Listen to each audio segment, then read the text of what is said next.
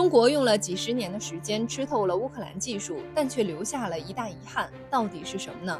乌克兰在苏联瓦解后继承了大量先进武器，这些武器不仅包括了枪支和弹药，还涵盖了战机、导弹、坦克等重型武器。这些先进武器的到来，使得乌克兰成为世界上军事实力一流的国家。尽管乌克兰拥有了如此多的先进武器，但其经济却一直难以提升。为了解决保养这些武器所需的高昂费用，乌克兰高层经过会议讨论后，决定将部分武器出售给其他国家。正好在此时，中国正在军事发展的上升期。当听闻乌克兰有意出售先进武器时，迅速与乌克兰展开了合作。值得一提的是，中国是世界上第一个承认乌克兰独立的国家，因此乌克兰对中国十分友善。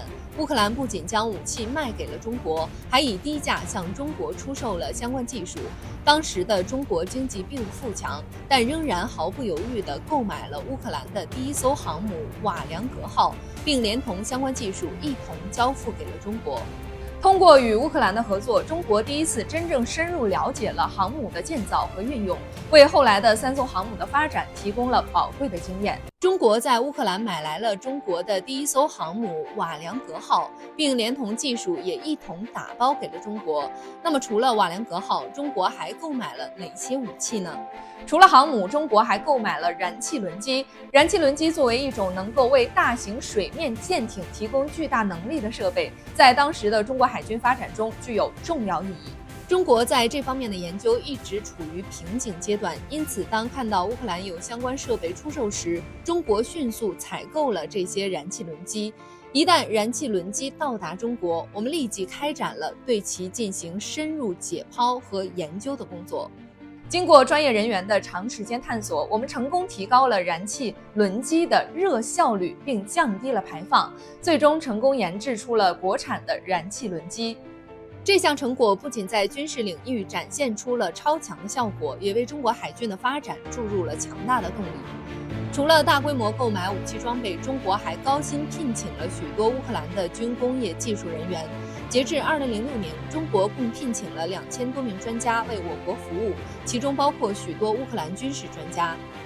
这些专家在各个部门中发挥着重要作用，为中国的军事技术研发和装备改进提供了宝贵的经验和知识。他们的加入不仅增强了我国军工业的实力，也促进了中乌两国在军事技术领域的合作与交流。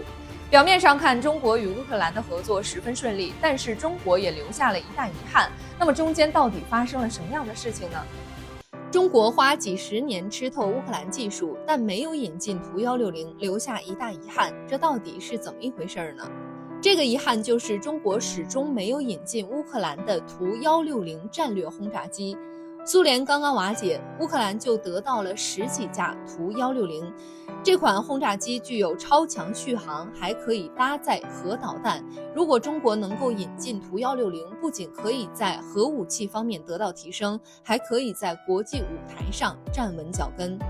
当时乌克兰其实也想着把图160卖给我们，但是美国却突然拦住了这件事情，因为美国觉得中国的发展速度太快了，如果中国得到了图160，可能会动摇他们作为世界霸主的地位。于是美国开始威胁乌克兰，要求他们销毁所有的图160和制造技术。乌克兰起初并不想这么做，但是美国却对他们的进出口贸易进行了打压。本来乌克兰的经济状况就不好，这样一来乌克兰很快就撑不住了，只能按照美国的要求行事。失去了图160，乌克兰的军事实力也从一流滑落到了2、3流。而与乌克兰合作的20年间，中国的军事实力迅速发展。虽然我们未得到图160，但是如今我国自主研发的新型武器已经超越了图160。这些新型武器在技术上更加先进，具备更高的作战能力，为我国的国防事业带来了巨大的突破。